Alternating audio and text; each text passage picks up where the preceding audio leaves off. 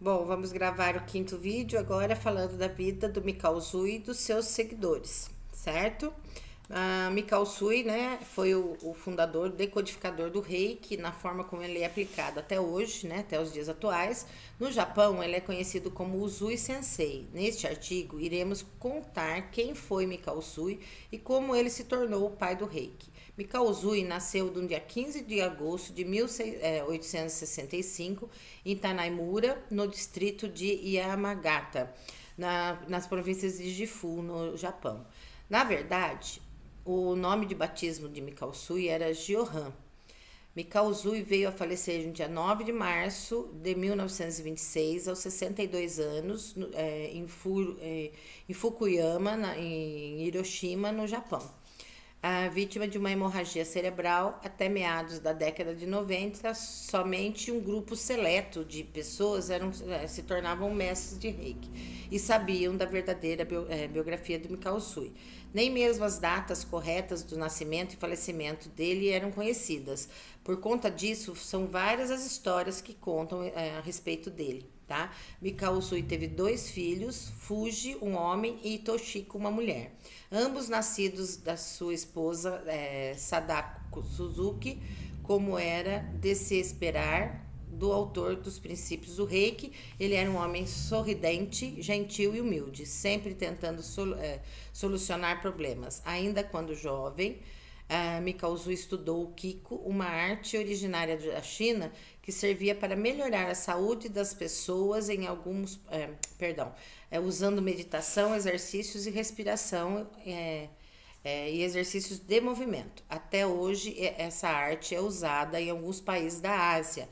A prática do Kiko, de conhecimento dos samurais, faz uso da própria energia vital para curar outras pessoas, tirando totalmente a vitalidade do doador da energia. Talentoso e esforçado, Mikao Usui percorreu a China, Japão e alguns países da Europa para dedicar-se ao estudo, indo em busca do conhecimento das áreas da medicina, psicologia e religião e desenvolvimento espiritual. Tá? Aqui. Em 1923, em decorrência de um terremoto devastador, o SUI mobilizou-se para poder dar assistência. Eu acho que eu pulei alguma coisa, só um minutinho. Sim. Em uma das etapas do estudo, o mestre Usui teve a sua formação espiritual reforçada. Mikao Usui também procurou se aprofundar em conhecimento de outras formas de budismo, em especial do budismo Zen. Usui já tinha passado um período de estudos em um templo budista, o Tendai, no Monte Kurama, norte de Kyoto, quando retornou ao monte em 1914, achando que a sua missão ainda não estava completamente definida. Passou 21 dias jejuando, orando e cantando e meditando. Para Mikao Usui, a prática do Kiko não era certa e, segundo alguns historiadores, subitamente sentiu a grande energia do Reiki no topo da cabeça e, em tese, já desagradado com a metodologia do Kiko, fez nascer o sistema de cura do Reiki, que é conhecido hoje mundialmente. Na verdade, foi no final do seu retiro em 1922, durante sua experiência em Satori, a sua experiência de Satori, iluminação ou expansão dos 7 principais centros energéticos do corpo humano, que ele aprendeu como utilizar sua energia para curar outros sem perder a vitalidade. As principais diferenças entre o Kiko e o Reiki foram a inclusão da prática pelo mestre Usui de conhecimentos espirituais e a meditação sem anular a religião. Depois de ter a consciência retomada, Mikao Usui sabia exatamente como utilizar a técnica que vira a se chamar Reiki. A princípio, Usui utilizou o Reiki em si mesmo. Depois, a família, como viu resultados positivos, curando vários males, o mestre Mikao Usui decidiu compartilhar o seu conhecimento e os benefícios do Reiki com o público em geral.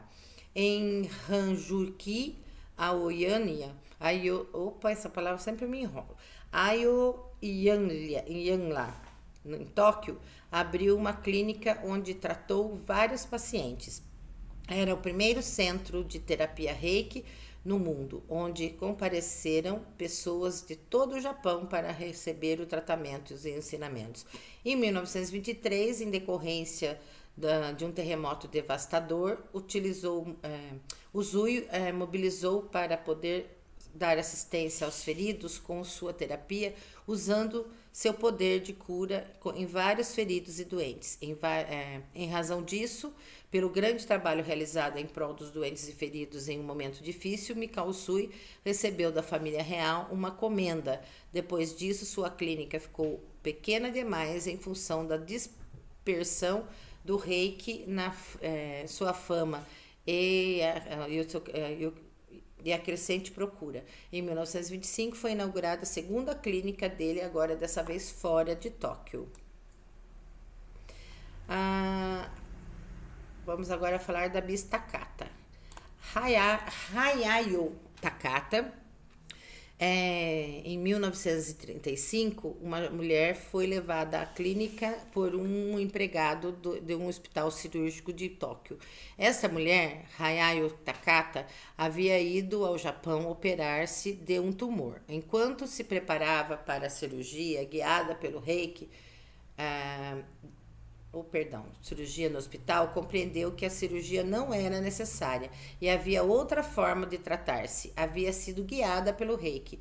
Durante as experiências e tratamentos da senhora Takata na clínica, sua enfermidade melhorou e seu desejo de aprender o Reiki cresceu. Quando quase já havia terminado seu tratamento, pediu para ser admitida em um curso básico, porém lhe foi negado. Deu-se conta de que teria que demonstrar um profundo compromisso com o Reiki. Foi ver o senhor Dr. Hayashi, que era na época responsável pela clínica de Reiki em Tóquio, e lhe contou que sentia que o seu desejo de permanecer no Japão o tempo que fosse necessário. Ele acendeu e que iniciaria seu aprendizado. A senhora Takata e suas duas filhas se instalaram durante um ano no Japão, na casa da família Hayashi, para aprender e praticar Reiki. Todos os dias com o Hayashi, e quando ambos concluíram que seu aprendizado havia terminado, a senhora Takata regressou ao Havaí. Com o dom de cura no Havaí, sua prática de Reiki prosperou com rapidez e logo Hayashi e sua filha foram visitá-las. Permaneceram vários meses ensinando e praticando em companhia da senhora Hayashi. Em fevereiro de 1938, a senhora Hayashi foi iniciada no mestrado da metodologia Usui de cura natural. Pouco tempo depois da iniciação, Hayashi e sua filha regressaram ao Japão. A senhora Takata terminou seu trabalho no Japão e retornou ao Havaí como mestre de Reiki. Demonstrou seu compromisso ao longo de sua vida, ensinando e praticando Reiki. Converteu-se em uma excelente curadora e grande professora, introduzindo a visão do Reiki no mundo ocidental. Bom, Phyllis Furumoto. Phyllis Furumoto era neta da senhora Takata. Phyllis Furumoto recebeu, quando pequena, o primeiro grau diretamente da sua avó e dava tratamentos a Takata quando ia visitá-la. Sem impedimentos, a visita de Phyllis estava orientada para o universo e para a profissão. Apesar de que a senhora Takata lhe pediu a cada certo tempo que continuasse os seus estudos de Reiki, Phyllis estava muito ocupada para ascender. Ao final dos anos 70, quando Phyllis tinha 27 anos, aceitou o segundo grau de iniciação da senhora Takata e esta se empenhou para ensiná-la na primavera de 1979. Phyllis decidiu isto depois de meditar, viajar e trabalhar durante um mês com sua avó. Justo antes da primeira viagem, a senhora Takata iniciou Phyllis como mestre de Reiki. Então, Phyllis empreendeu a ensinar e praticar Reiki a sério. Durante o período de estudos do ano seguinte, Phyllis supôs que seria a sucessora da senhora Takata na linha do Reiki. Poucos depois de reconhecer Phyllis como sua sucessora, em dezembro de 1980, Takata partiu dessa vida. Nos anos seguintes ao falecimento da senhora Takata, Phyllis tinha chegado a aceitar totalmente seu papel que havia comprometido se comprometido a responsabilidade da sua posição. Ela é um exemplo vivo de que sucede quando uma pessoa aceita a força da energia Reiki como mestre e guia para a vida. Na atualidade, o método Zui de cura natural se pratica em todo o mundo, tá? E a Phyllis morreu agora há pouco tempo também. O Reiki no Ocidente, né? A senhora Takata, como Nikkei, imigrante japonesa vivendo no exterior, nascida na ilha de Kauai, Havaí, em 24 de dezembro de 1900, levou o Reiki para os Estados Unidos com a ajuda do Dr. Hayashi, que visitou-a no Havaí em 1938. Um pouco antes da sua morte, em 10 de maio de 41, ela nomeou a senhora Takata Shidan de Reiki e líder do movimento ocidental. Takata abriu 2 clínicas de Reiki no Havaí, Hilo e Honolulu, onde realizava tratamentos e formou alunos até a 2º nível. Tornou-se uma terapeuta muito conhecida e viajou para os Estados Unidos e outros países para enviar e dar tratamentos. Em 1970, começou a ensinar os seus alunos o Shippenden, o grau de mestre, como ela o denominou, em que pudesse tratar-se de um curso de apenas um final de semana e sem parte prática, recebeu por isso $10.000. Então, nessa época, o Reiki era muito caro, né? Até sua morte em 11 de dezembro de 1980, Takata iniciou 22 mestres de Reiki e pouco antes de morrer entregou uma lista com os nomes à sua irmã e deixou como herança o título de Grã-Mestre para sua neta Phyllis Lei Furumoto. Todos os seus alunos tiveram que prestar um juramento sagrado pelo qual ensinariam exatamente o que havia aprendido, com o objetivo de preservar o método Zui. Por causa dos altos preços cobrados, muitos não podiam desfrutar do Reiki e por isso ele se difundiu muito lentamente. Isto contradizia a vontade do Mikao Zui, já que sua intenção sempre foi tornar o Reiki algo acessível para todo mundo e não restrito apenas a um grupo determinado. Depois da morte da senhora Takata, o movimento de Reiki no Ocidente dividiu-se em 2 direções. A Reiki Alliance, orientada por Phyllis Furumoto, e a de Radiance Technique, liderada por Barbara Rey, e sediada nos Estados Unidos. Nos últimos 20 anos, o Reiki passou por enormes mudanças no Ocidente. No princípio, foi introduzido por Takata com todas as suas regras e ideias particulares e restritas, e os primeiros passos do Reiki não correspondiam em alguns aspectos com o autêntico espírito do Reiki. O importante, entretanto, é que, independente disso, o Reiki tornou-se conhecido e devemos agradecer a Takata pelo fato dela tê-lo trazido ao Ocidente. Mais tarde, o espírito do Reiki encontrou sua própria cura. À medida que o tempo passou, começaram a surgir documentos escritos, manuais e novos dados sobre a vida e a obra do Dr. Uzui. Essas informações vinham de fontes confiáveis e confirmavam o que muitos já haviam suposto. O Reiki deveria ser ensinado de uma forma aberta e acessível a todos. O Reiki no Japão atual, logo após a morte de Uzui, o movimento do Reiki no Japão se dividiu em diferentes grupos, entre os quais Hayashi, Shiki Reiki Ryoho, do Dr. Hayashi.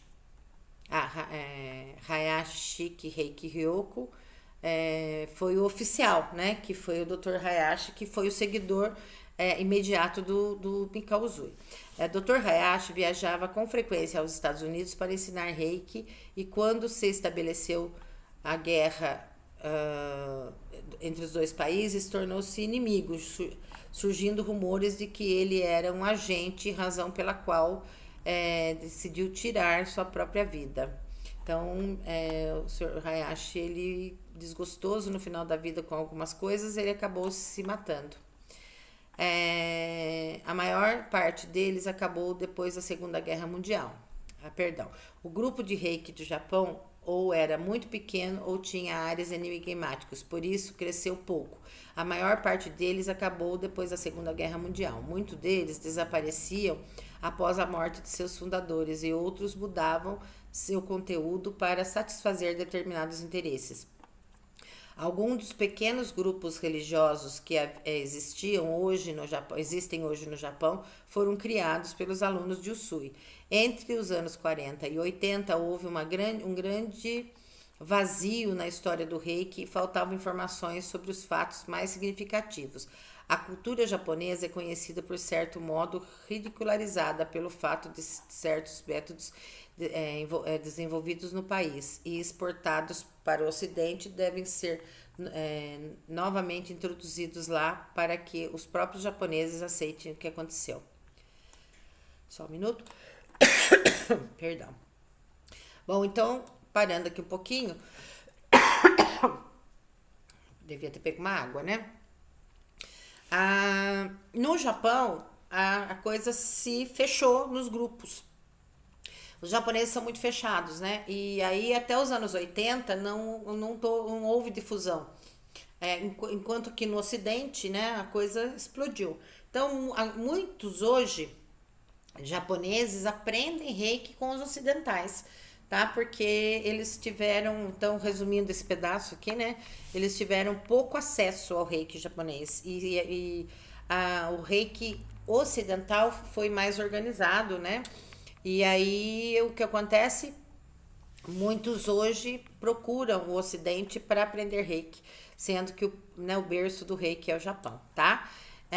Em poucos anos, o Reiki ocidental se difundiu por todo o país e em 1999, o Reiki havia se convertido em uma técnica muito conhecida. Entretanto, passaram a existir muitos tipos de escolas de Reiki ocidentais.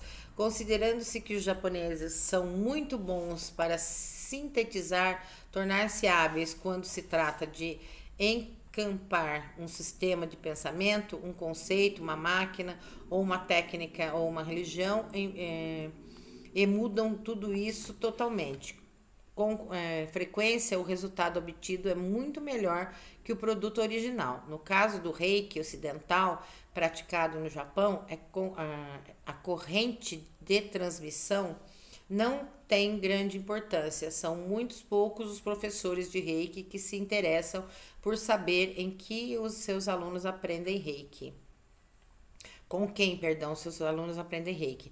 Logo, é perfeitamente possível perguntar ao professor qual linha ele segue, sem com isso ser descortês. Nos círculos do Reiki ocidental, ser japonês e ensinar Reiki é considerado um símbolo de status, tá? Então, o que aconteceu, né? O Reiki veio para o Ocidente, foi bem mais recebido aqui. Hoje, o Reiki começou, né, de alguns dos anos 80 para cá, que o Reiki começou a se desenvolver no Japão. Os brasileiros se deram muito bem com o Reiki também. Aqui no Brasil, a gente difundiu o Reiki muito rápido, tá? E hoje, o Japão, Portugal, nós temos alguns mestres em Portugal e temos, assim, alguns mestres conhecidos, né, em Portugal, e temos muitos aqui no Brasil. Então, assim, a gente percebe que o Ocidente e o América teve muito mais facilidade com o Reiki do que a Europa e o Japão e o Oriente. Tá bom, gente? Então, vamos parar essa aula por aqui, essa leitura por aqui, tá bom? Até a próxima leitura.